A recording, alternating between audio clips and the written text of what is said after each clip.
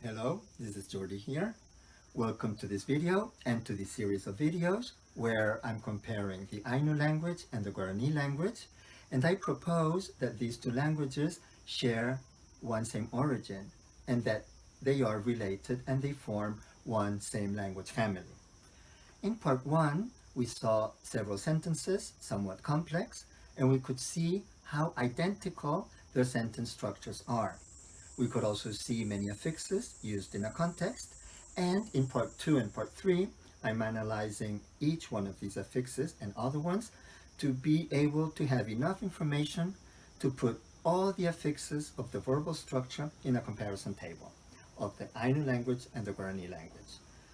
A reminder that the Guarani I'm using is Guarani Mbya, which is the one I use in my daily life. I live in the Guarani Mbya community, and that I'm not an Ainu speaker, but I started to study the language, and I was so amazed. Every sentence I saw or heard, because I follow some radio courses, I was so surprised. I saw one similarity after the other one. It was like, oh, that's the same. Oh, that works the same way too. Oh, that sounds the same, and so on. So I had to put everything together, and I did this research. I tried to contact Ainu speakers. I was not successful. I hope that from this video on, there's more chances for Guarani people and Ainu people to share more, eventually meet. And so I did the research with all the resources available that I found on the internet. I have the links in the description below, and also the verbal structure of the Ainu language is from the resources that I found, and it matches the verbal structure that I use in my own educational work. So at the end of this video, I will give more comments on the verbal structure and all the similarities of the language. So without any further ado, let's continue with the analysis of the affixes so we can get to the important aspect of the verbal structure, which is, for me, the basic information that I'm using to show that they're related. Although there are many other elements of the language, as we saw in the structure, and other things that I will mention at the end of the video, that just confirm this similarity, this affinity. So let's dive right into it.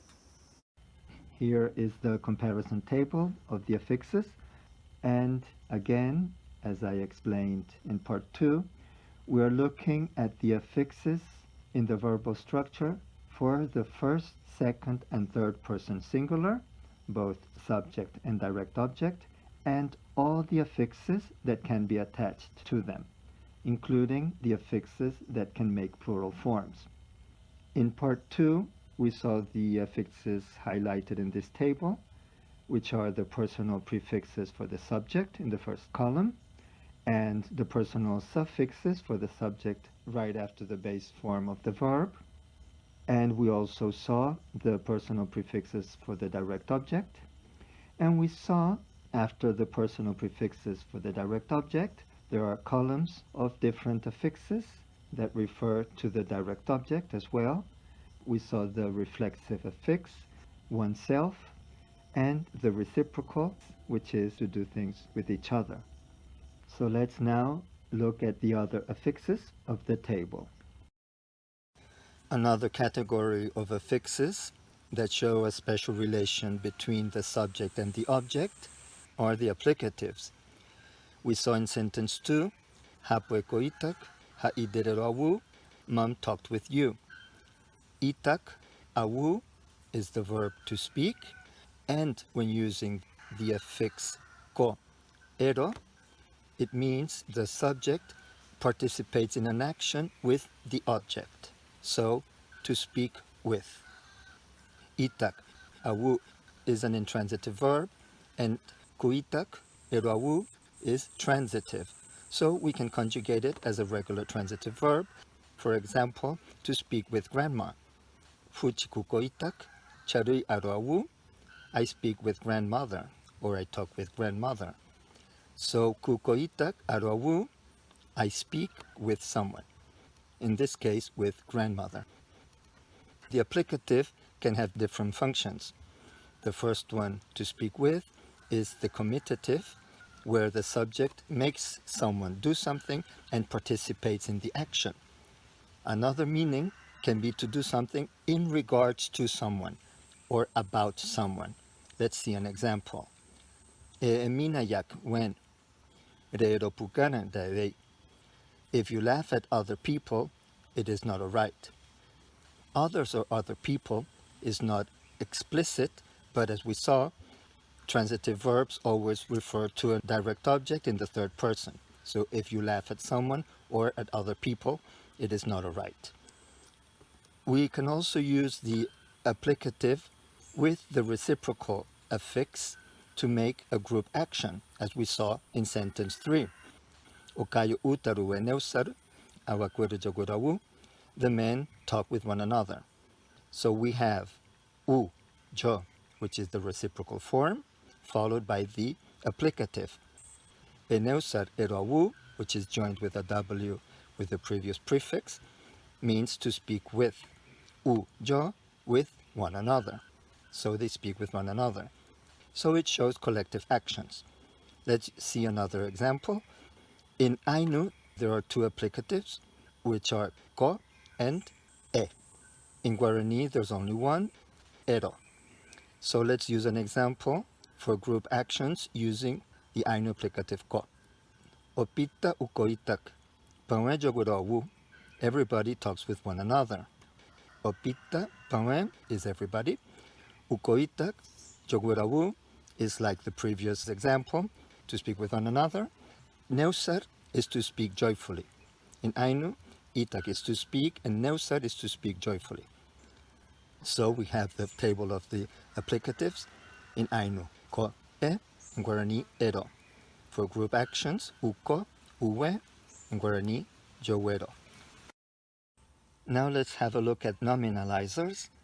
We saw in sentence 2, eyairaikeru suihita, rejeju kacheapu, when you wanted to kill yourself. Eyairaikeru sui, rejeju kache, is you want to kill yourself.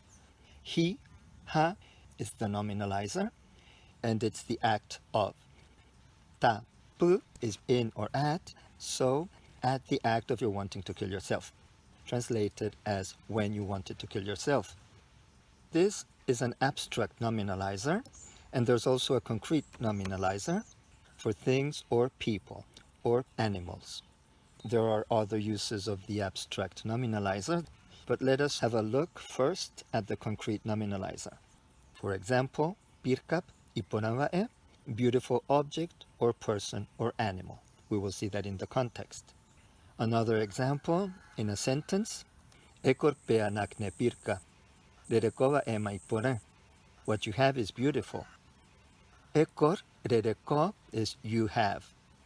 Pe wae, the thing or the person. Anakne, ma is the topic marker. So, ekor peanakne, rerekova ema, as for what you have. Ekor peanakne pirka, rerekova ema ipore. What you have is beautiful, or as for what you have is beautiful. In Ainu, it can be anakne or anak. Ekorpe anak pirka. In Guarani, there's also the concrete nominalizer pu, which is used in the third person. Let's see an example. Puyarkari anukar peanakne pirka. O entarupi o echapuma ipore. What is seen out the window is beautiful. So the view out of the window is beautiful. Pe, pu is the nominalizer for things. Pu is used in a more indefinite way. When we use pu, we don't refer to the subject directly, so it becomes indefinite. Oechapu is what anybody sees, what is seen. In Ainu, I used the prefix for the indefinite third person, anukar, someone sees. So what is seen out of the window is beautiful. Let's go back to the abstract nominalizer. Pirkahi, ipunaha, beauty or goodness. Hi, ha, shows the quality of the verb. So, it is beautiful becomes beauty or goodness. So we see that pirkap ipunawae is a beautiful object or person, whereas pirkahi ipunaha is the quality, beauty or goodness. This nominalizer has three uses. They are exactly the same in Ainu and Guarani, which is remarkable. It can be used for location. For example, kuhot kehita kuan, anyino apgain. I am at the place where I lie, at my lying place. So, in bed. Hi, ha, in this case, is place. Kuhotke, anyino is I lie. Kuan, ain is I am. So I am at the place where I lie down. And as we saw in example sentence 2, it is also used to express time. Let's see another example. Kotanta o manjita ipe kaspa. Te kuapu o hapu o karuracha. When he goes to the village, he or she eats too much. Oman o is he or she goes. Kotanta te kuapu, in the village. Hita hapu, at the action of, in this case, when he or she goes to the village. Ipe o karu is he or she eats. Kaspa, racha, is too much, in excess. So when he or she goes to the village, he or she eats too much. Here's one affix to refer to any indefinite direct object that we did not introduce in the example sentences. It's I, and it's the same for both languages.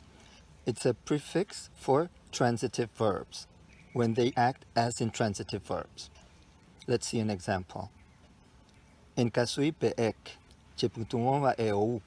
The person that helps me is coming. Kasui putuon is to help. It's a transitive verb, so it can have a direct object. In this case, en kasui, cheputuon is he or she helps me. En kasui pe, cheputuon wa e, with the nominalizer, is the person that helps me. And the verb at the end, ek ou, is he or she comes or is coming. So, en kasui pe ek, cheputuon wa e ou, the person that helps me is coming. This verb and many verbs can appear without the direct object, but then they use this indefinite direct object marker, I. Let's use the verb to help with this marker. Ikasui pe ek, oiputuon wa e ou. The person that helps or that helps out is coming. In this case, ikasui oiputuon do not refer to anything in particular, so the verb becomes intransitive. Again, pe wa e is the person, so the person that helps in things, that helps out, is coming. And to conclude the presentation of affixes, we're going to see the causative affixes. They were not introduced in part 1, as they require some special attention. So let's look at a few examples. Yuka raike, guachua juka, I kill a deer. Raike juka, we saw it's to kill. Araike ajuka, in the first person, I kill. Yuk guachu, a deer. Now, we can use the suffix to make it causative. Yuk araike yar, guachua jukauka. I have someone kill a deer. I have the deer killed. So this causative is to have someone do something. In Ainu, yar. In Guarani, uka. Let's see another example.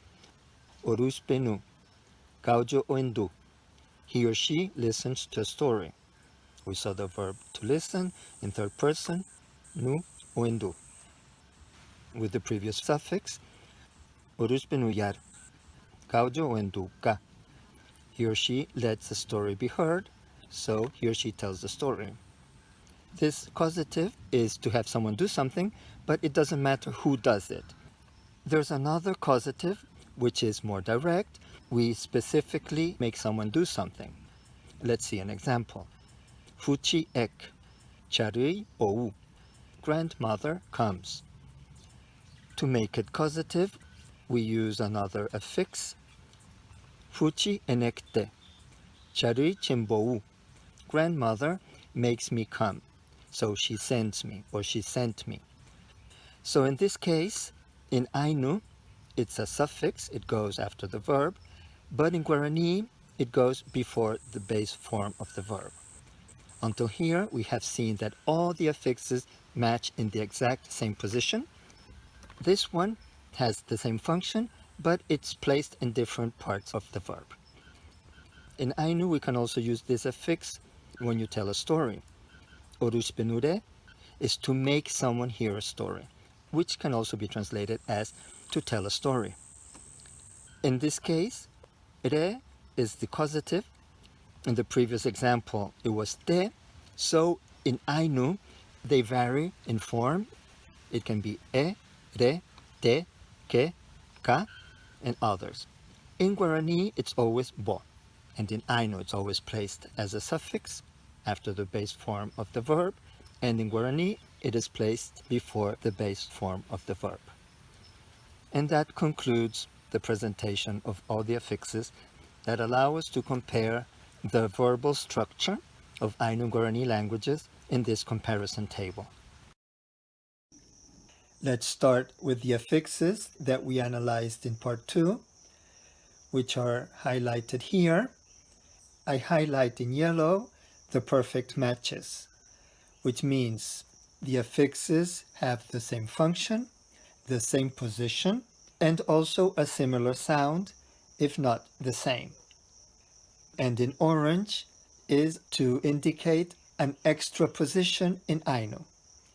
After the base form of the verb, we use the affix for the indefinite third person, an for intransitive verbs in Ainu, and a for any verb in Guarani. But transitive verbs in Ainu use the prefix a in the first column. The same sound as in Guarani, a, but in a different position. We also saw after the base form of the verb, the plural form, which is identical, pa, which makes the subject plural when the verb is intransitive. And for transitive verbs, it refers to a direct object that is plural.